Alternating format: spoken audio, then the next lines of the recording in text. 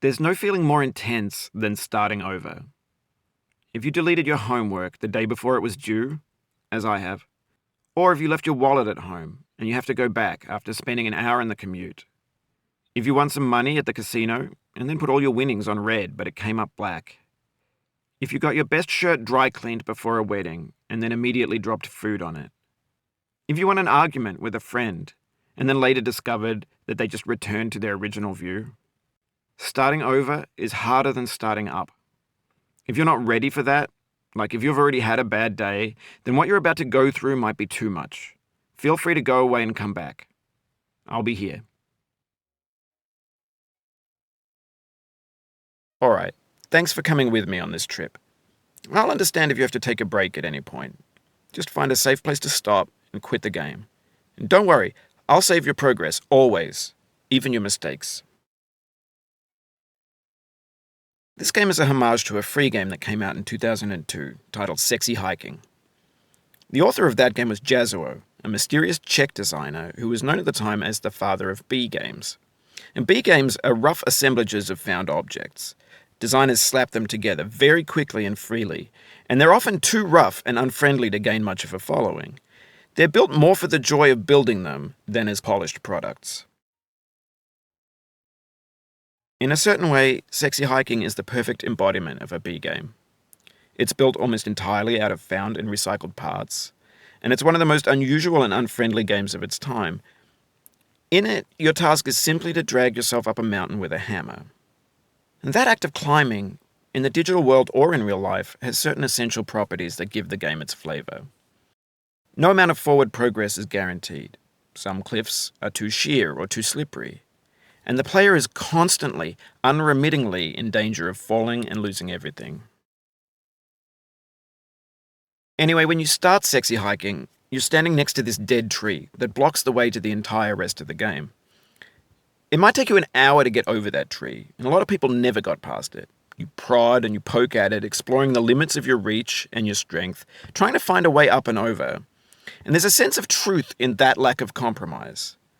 Most obstacles in video game worlds are fake. You can be completely confident in your ability to get through them once you have the correct method or the correct equipment or just by spending enough time. In that sense, every pixelated obstacle in Sexy Hiking is real. The obstacles in Sexy Hiking are unyielding, and that makes the game uniquely frustrating. But I'm not sure Jazuo intended to make a frustrating game. The frustration is just essential to the act of climbing, and it's authentic to the process of building a game about climbing. A funny thing happened to me as I was building this mountain. I'd have an idea for a new obstacle, and I'd build it, test it, and it would usually turn out to be unreasonably hard. But I couldn't bring myself to make it easier. It already felt like my inability to get past the new obstacle was my fault as a player rather than as a builder. Imaginary mountains build themselves from our efforts to climb them, and it's our repeated attempts to reach the summit that turns those mountains into something real. When you're building a video game world, you're building with ideas, and that can be like working with quickset cement. You mold your ideas into a certain shape that can be played with, and in the process of playing with them, they begin to harden and set until they're immutable, like rock. And at that point, you can't change the world. Not without breaking it into pieces and starting fresh with new ideas. For years now, people have been predicting that games would soon be made out of prefabricated objects, bought in a store and assembled into a world. And for the most part, that hasn't happened, because the objects in the stores are trash. I don't mean they look bad or that they're badly made, although a lot of them are. I mean they're trash in the way that food becomes trash as soon as you put it in the sink. Things are made to be consumed and used in a certain context, and once the moment is gone, they transform into garbage.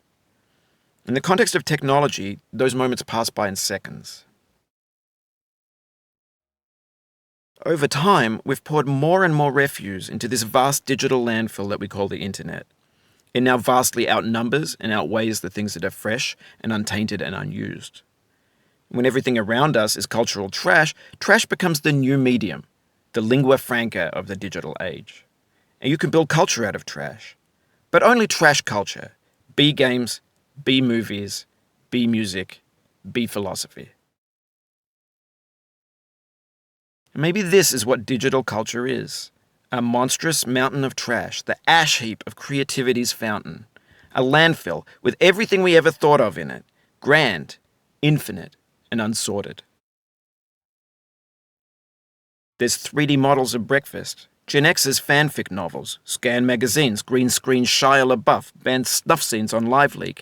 Facebook's got lifelike bots with unbranded adverts and candid shots of Kanye and Taylor Swift mashups, car crash epic failed GIFs, Russian dashcam vids, discussions of McRibs, discarded, forgotten, unrecycled, muddled, rotten, untitled.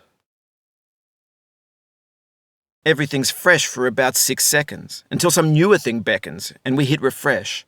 And there's years of persevering disappearing into the pile, out of style, out of sight. In this context, it's tempting to make friendly content that's gentle, that lets you churn through it but not earn it. Why make something demanding if it just gets piled up in the landfill, filed in with the bland things? When games were new, they wanted a lot from you. Daunting you, taunting you, resetting and delaying you. Players played stoically. Now everyone's turned off by that. They want to burn through it quickly, a quick fix for the fickle, some tricks for the clicks of the feckless.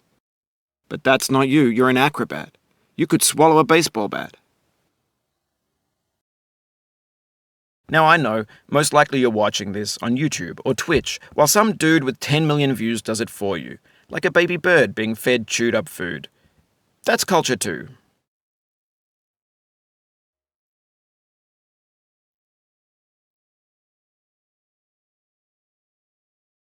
But on the off chance that you're playing this, what I'm saying is, trash is disposable, but maybe it doesn't have to be approachable.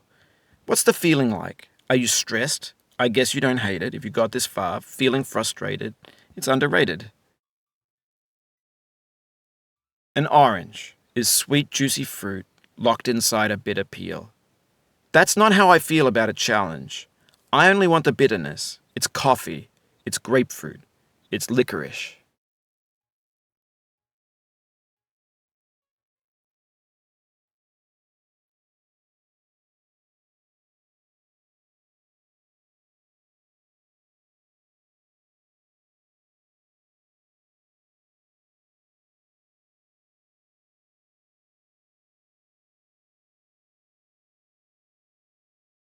It feels like we're closer now, composer and climber, designer and user.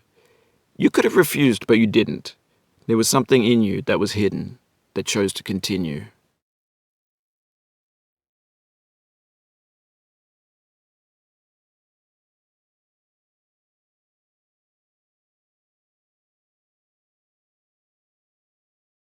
It means a lot to me that you've come this far, endured this much. Every wisecrack, every insensitivity, every setback you've forgiven me is a kingly gift that you've given me.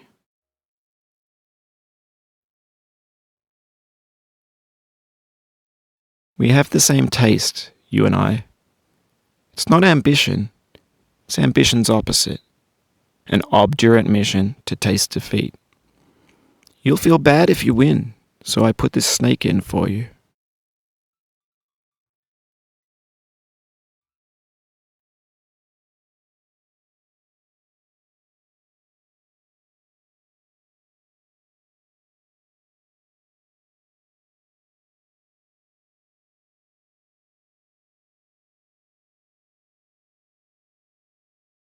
Have you thought about who you are in this?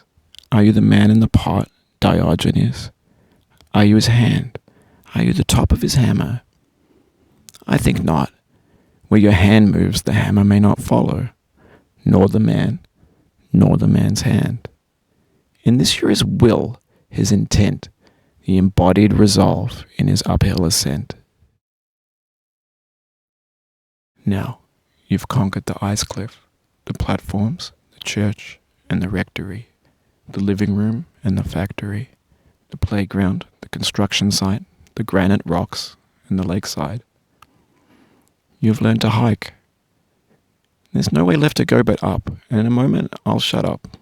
But let me say, I'm glad you came.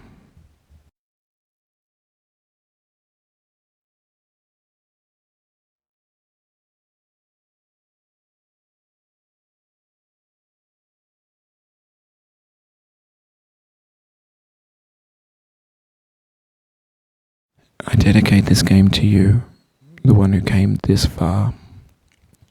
I give it to you with all my love.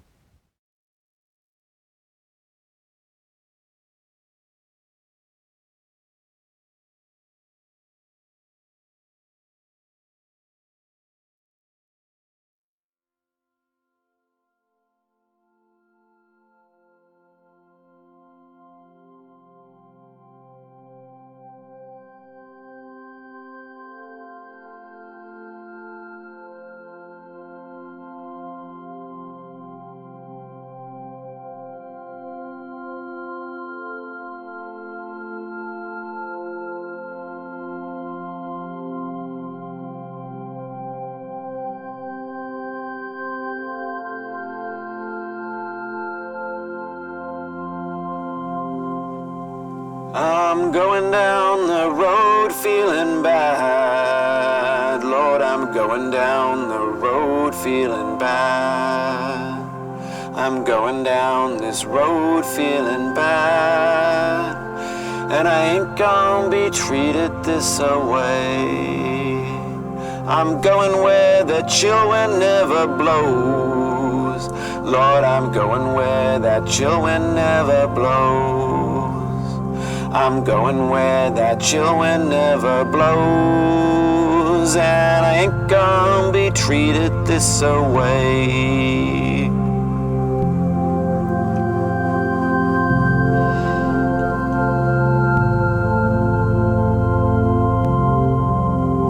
I'm going where the climate suits my cauldron. I'm going where my cauldron's never cold. I'm going where the climate suits my cauldron. I ain't gonna be treated this away.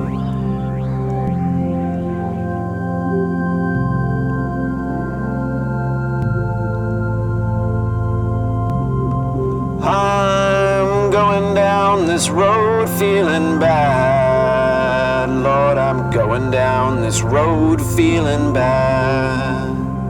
I'm going down this road feeling bad. And I ain't gonna be treated this away. Way.